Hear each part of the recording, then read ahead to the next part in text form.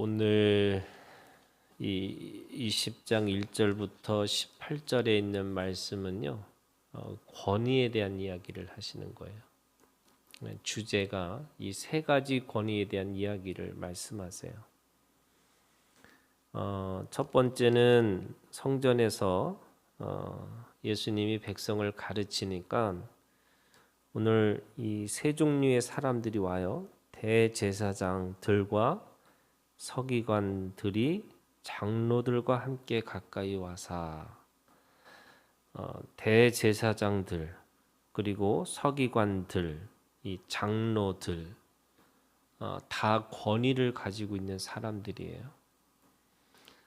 대제사장들은 그 민족에 있어서 가장 중요한 사람들 중에 한 사람이죠. 이 절기 중에 대속죄일이 있어요. 그 대속죄일이 뭐냐면 이스라엘 백성들이 1년 동안 지은 죄들 그리고 앞으로 지을 죄들 그거를 가지고 이 대제사장이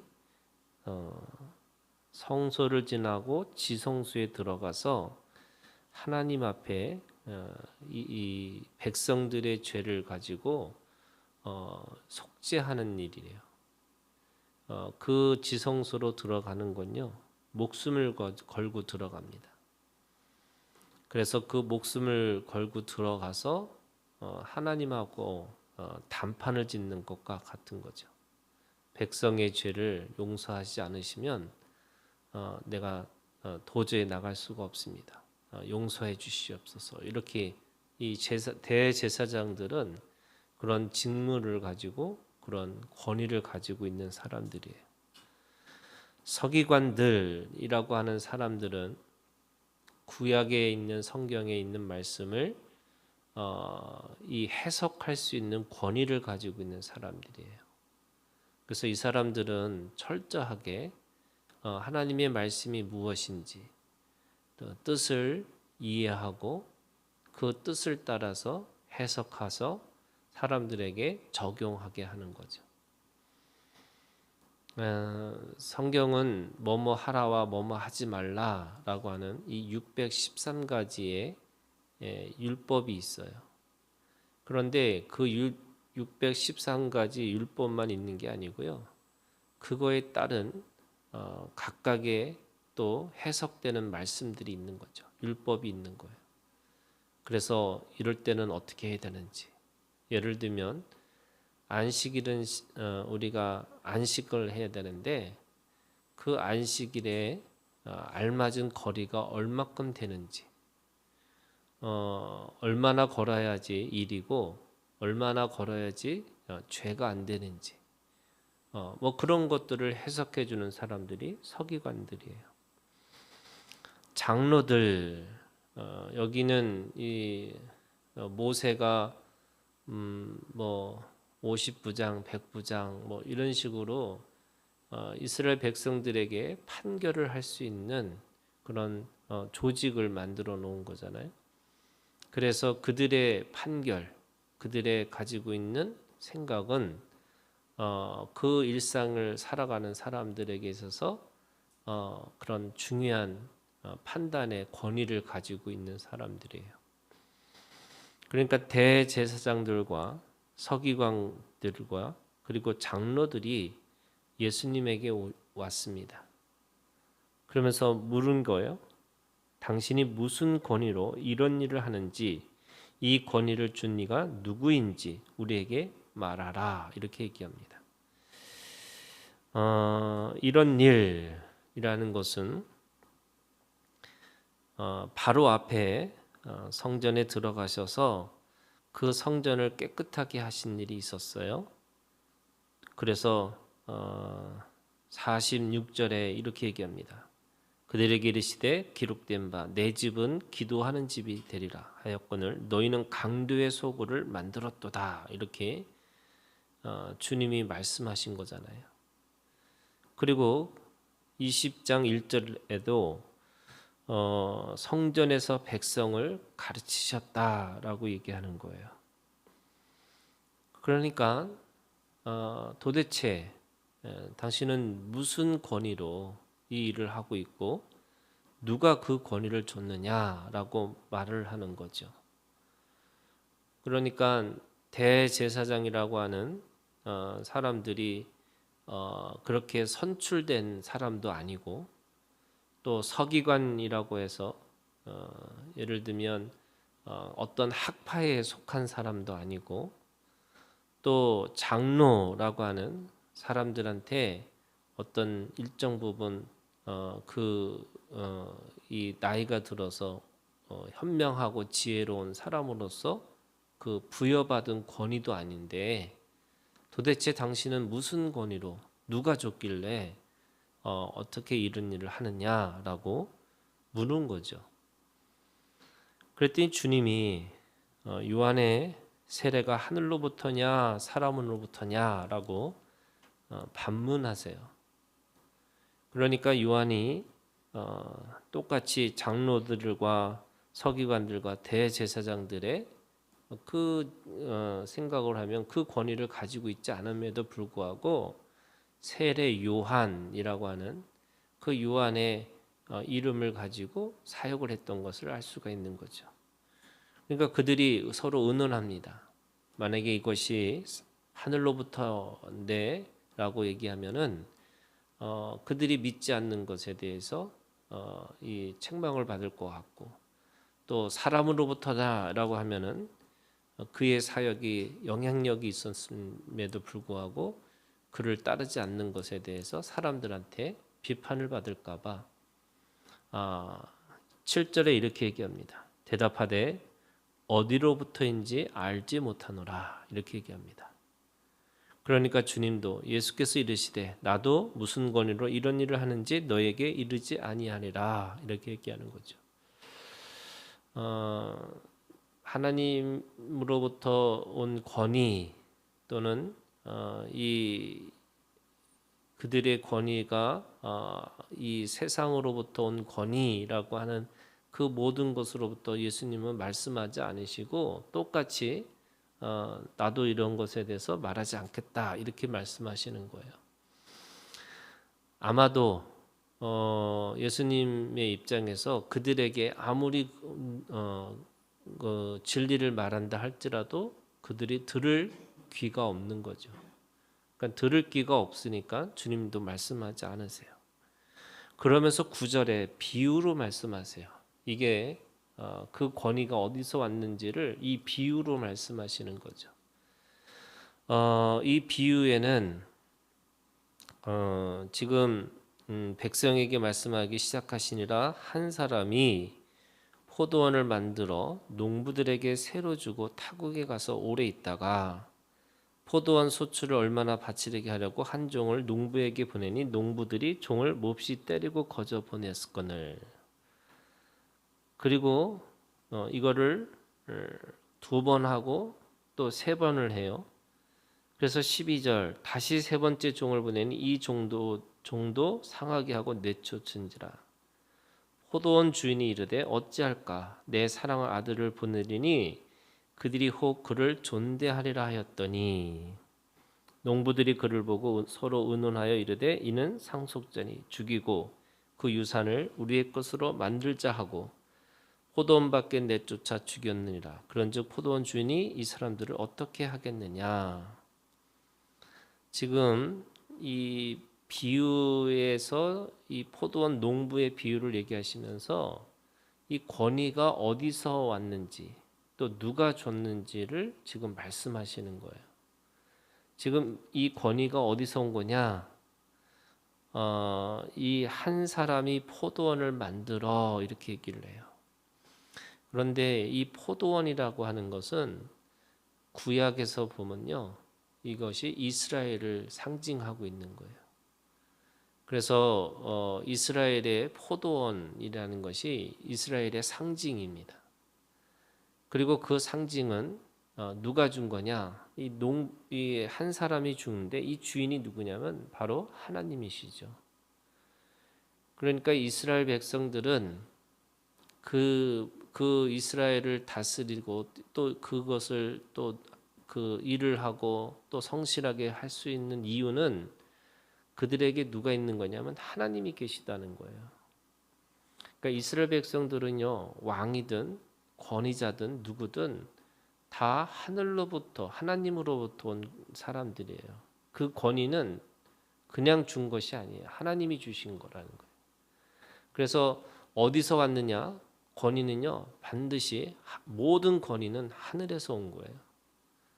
그리고 누가 주신 거예요? 하나님이 주신 거예요. 모세가 자신의 민족을 구원하기 위해서요, 누구한테 가냐면 바로한테 가요. 왜냐하면 아무리 불의한 권위자라 할지라도 누가 주신 거냐면 하나님이 주신 거예요.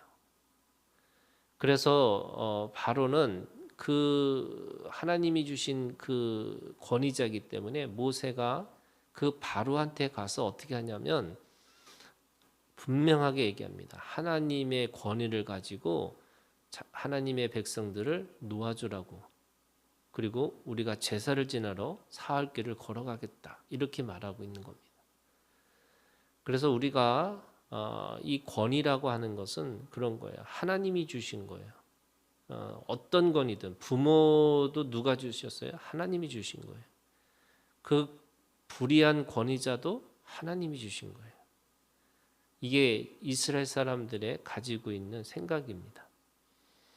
그런데 그 권위라고 하는 것이 도대체 뭐냐? 그것이 뭐냐면요, 그 포도원을 만들어서 농부에게 새로 주고 타국에 가서 오래 있다가 소출을 얼마나 바치게 하려고 이렇게 되어 있는 거예요. 그러니까 여러분, 권위라고 하는 것은 하나님이 주신 거고, 그 하나님 앞에 어떻게 되냐면 성실하게 충성스럽게 그 일을 감당하는 게 권위예요. 권위자로부터 받은 권위가 뭐냐면 그 포도원을 가꾸고 돌보라는 거잖아요. 그게 하나님으로부터 받은 권위자가 해야 될 일인 거예요. 그러면 다 모든 권력과 모든 그 사람들은요, 다 하나님이 주신 권위자인데 그 권위자가 하나님의 뜻을 어긋나게 하면 어떻게 해요? 그것에 대해서 불순종하고 그거에 대해서 거부할 수 있는 거예요. 그래서 복종의 태도를 가지고 불순종하는 게 하나님의 권위예요. 원래 하나님이 주신 권위를 가지고 어떻게 해요? 제대로 쓰는 사람에게는 복종의 태도를 가지고 순종하는 게 맞죠. 그런데 그 권위자가 하나님의 뜻에 어긋나 있어요. 그러면 어떻게 하냐면 복종의 태도를 가지고 불순종하는 거예요. 권위자라고 해서 모든 것에 대해서 순종하는 게 아닙니다. 여러분, 모세가 바로한테 갔던 거는 그 권위자도 바로도 하나님이 주신 사람이라고 생각해서 간 거예요. 그런데 바로는 그거에 대해서 어떻게 했어요? 거부했어요. 그러면 그 거부한 거를 모세가 받아들이질 않아요. 왜? 하나님의 뜻이 아니니까요. 최종적인 권위자는 누구냐? 하나님이세요. 그래서 그 하나님이기 때문에 그 하나님의 뜻을 따라서 그 권위자가 따르지 않을 경우에는 그거에 대해서 불순종하고 거부하고 그거에 대해서 아니요라고 말할 수 있어야 되는 거예요. 그래서 우리가 이 권위자라는 게 여러분, 이게 잘못하면 무조건 복종하고 무조건 순종해야 된다, 이렇게 생각할 수 있어요. 무조건 복종은 맞아요. 그런데 무조건 순종하는 건 아니에요. 그래서 복종의 태도를 가지고 지금 이 자신에게 맡겨진 농부가 하나님 앞에서 진짜 제대로 된 권위를 따르려면 어떻게 하냐면 착하고 충성된 종이 돼야 되는 거잖아요. 여기서 착하다는 말이 뭐냐면요, 주인의 마음을 아는 자가 진정한 농부예요. 그리고 충성된 게 뭐냐면 그 포도원을 가꿀 수 있는 능력이 그게 그 농부의 권위예요. 그래서 착하고 충성된 종이 돼야 되는 거죠. 그게 오늘 우리에게 주신 하나님의 진정한 그 권위를 따라가는 겁니다. 그러면서 뭐라고 말씀하시냐면 17절부터 18절에 이 건축자들의 버린 돌 이렇게 표현하고 있어요. 이게 세 번째 권위인데요. 첫 번째는 권위는 어디서 왔고 또 누가 주는 거냐라고 묻는 거에 대해서 이 두 번째 비유를 통해서 모든 것은 하나님 아버지가 주신 거고 그 권위는 그 하늘로부터 오는 거고 그리고 그 권위는 착하고 충성된 종이라고 하는 그 하나님으로부터 온 그 하나님의 뜻과 소원과 목적을 이루는 것이 권위라고 한다면 그거에 대해서 거부하는 사람들이 있어요.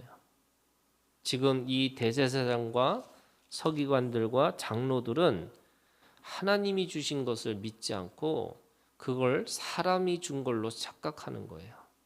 그래서 내가 더 많이 배웠으니까 내가 정치를 해서 내가 이만큼 이 자리에 올라갔으니까 이렇게 생각을 하니까 그걸 사람으로 생각하니까 결국에 어떻게 되느냐, 건축자들의 버린 돌이 모퉁이의 머릿돌이 되었느니라 이렇게 얘기하시는데 이 머릿돌이 진정한 어떻게 되느냐면 18절에 이렇게 얘기했어요. 무릇 이 돌 위에 떨어지는 자는 깨어지겠고, 이게 뭐냐면요, 거치는 반석과 부딪히는 돌이에요.